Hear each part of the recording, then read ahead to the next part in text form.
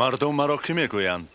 یکی گوید که تو یوحنای تعمیدگر، دیگری تو را الیاس میپندارد، سیومی گوید که تو پیامبری پیشین هستی و احیا شده ای. ولی شما چی؟ شما چی خیال دارید؟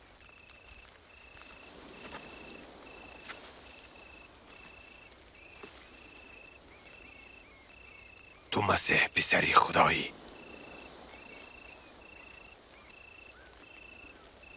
از این باب لب فرو بندید. پسر خدا جفا بیند و رد شود و کشته گردد،